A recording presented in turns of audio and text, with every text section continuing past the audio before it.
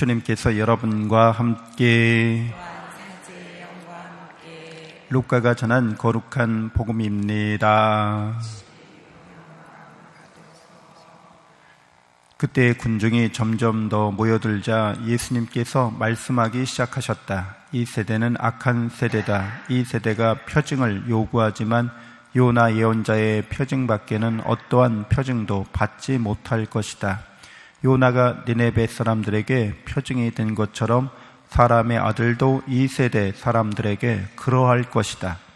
심판 때 남방 여왕이 이 세대 사람들과 함께 되살아나 이 세대 사람들을 단죄할 것이다.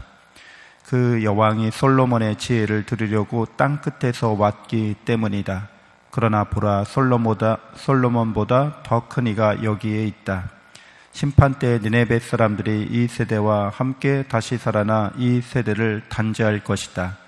그들이 요나의 설교를 듣고 회개하였기 때문이다. 그러나 보라, 요나보다 더 큰 이가 여기에 있다. 주님의 말씀입니다. 참 예수님, 하나님의 복동이 고맙습니다. 고맙습니다. 네, 요나의 표징, 요나는 예언자였지만 니네베로 가서 하나님의 말씀을 회개하라는 말씀을 전하기를 거부했어요. 그러나 고래 뱃속이라고 하는 큰 바다 물고기 속에 들어가서 3일 밤낮을 있다가 이제 토해내게 되죠. 그래서 이제 니네베에 가서 하나님 말씀을 전할 수밖에 없었어요. 그랬더니 니네베 사람들이 요나의 설교를 듣고 그들의 삶의 방식을 바꾸었다고 하는 놀라운 이야기입니다. 이 이야기가 바로 예수님이 표징이라고 말하는 거죠. 예수 그리스도는 우리에게 죄로부터 회개하라고 말씀하시고 십자가를 통해서 우리의 죄를 드러내시고 우리 죄를 또한 용서하여 주십니다. 그래서 십자가에 달리신 예수님은 표징이면서 이제는 우리에게 실체로서 다가옵니다. 십자가 앞에서 우리의 사랑을 회개하게 되는 거죠. 하느님의 영원하고 진실한 사랑이 아니라 인간적이고 세상적인 사랑, 그 사랑이 결국에는 예수님을 십자가에 못 박히게 한다는 그런 것들을 드러내시는 겁니다. 그래서 하느님의 사랑으로 자기 자신과 이웃을 사랑하지 않는 사람은 인간적이거나 세상적인 사랑은 그 자체로는 다 그런 거 아니야? 그거 나쁜 거 아니지 않나? 이렇게 여기게 되지만 인간적이고 세상적인 사랑으로 하느님의 사랑을 대신하려고 하는 사람들은 결국에는 죄에 사로잡힌 자가 된다는 거죠. 죄의 노예됨이라고 말할 수 있습니다. 그래서 제1독서에서는 율법에 대해서, 복음에 대해서 서로 비교하고 있습니다.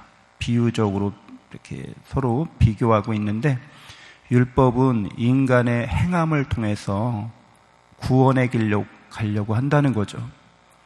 복음은 예수 그리스도의 사랑으로 우리가 구원의 길로 가게 된다고 말하는 겁니다. 인간적이고 세상적인 어떤 행함을 통해서 하나님의 사랑을 우리가 얻으려고 한다는 거죠. 우리의 공로의 당연한 대가로 우리가 구원의 은총을 얻을 수 있다고 하는 생각, 이런 생각이 바로 율법주의적인 생각인 거죠. 근데 이런 생각 자체가 이미 그 기본적인 관계 설정 자체가 잘못됐다고 복음은 이야기해주고 있는 거죠.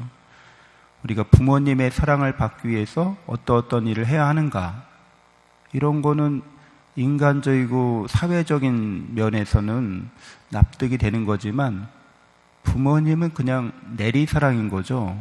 우리가 뭔가를 해서 얻을 수 있는 것들이 아닙니다. 그것은 그냥 천륜이라고 하는 것이어서 갓난아기 핏덩이를 아무 조건 없이 아무 이유 없이 그냥 내리사랑해 주는 거죠. 그런데 그렇게 그렇게 생각하지 않고 내가 뭔가를 해야지만 부모님의 사랑을 얻을 수 있다. 인간적인, 세상적인 생각이에요. 마찬가지로 복음은 우리가 하느님의 사랑을 우리의 어떤 행위나 어떤 공로에 앞서 있다고 얘기합니다. 그러니까 행위와 공로를 앞세워서는 하느님과의 관계 자체가 잘못 설정되어 있다고 우리에게 가르쳐 줍니다. 그래서 누구나 복음의 진리를 깨달은 사람들은 내가 그냥 존재 자체로 사랑받고 있다고 그렇게 깨닫고 확신하고 기뻐합니다. 그래서 하나님께 나아갈 때 자유롭게 나아갈 수 있게 됩니다. 그러나 이렇게 복음에 의지하지 않고 복음을 믿지 않고 인간적이고 세상적인 행위와 공로를 통해서 하나님께 나아가려 한다면 우리는 자기 교만이나 자기 우월의식에 빠질 수 있죠. 내가 저 사람보다 더 나아. 하나님께는 누가 낫고 누가 못나고 행위에 따라서 공로에 따라서 이렇게 판단하시는 분이 아니신 거죠. 또 때로는 반대로 나는 행위와 공로가 부족하기 때문에 하나님께 나갈 수 없어 하고 자포자기할 수도 있습니다. 이런 관계는 하나님께는 어울리지 않는 하나님이 바라시는 관계가 아닙니다. 언제나 예수 그리스도의 사랑이 우리를 모든 죄로부터 용서와 해방을 자유를 주기 때문에 우리가 부족하고 나약해도 그 사랑 안에서 이제 주님께 나아가려고 하는 거죠. 그것이 바로 십자가의 지혜로 나타납니다. 하나님의 사랑이 십자가를 통해서 십자가의 어리석음을 통해서 지혜롭게 나타났다는 것입니다. 그래서 우리가 사랑이 없다면 하나님의 사랑, 예수 그리스도의 사랑이 없다면 우리의 지혜는 이제 참된 지혜가 아닌 거죠. 세상적이고 인간적인 행위와 공로와 지혜라고 할 때 그것은 어리석음, 진정한 어리석음이 됩니다. 그래서 하나님의 사랑에 빠진 지혜는 또한 교활함이 됩니다. 그래서 우리 그리스도인들이 십자가를 통해서 하나님의 사랑을 깨닫고 자유롭게 또 참된 지혜를 갖고 신앙생활 해나가면서 또 이 세상 사람들에게 십자가의 진리를 전하는 우리가 되어야겠습니다. 잠시 묵상하겠습니다.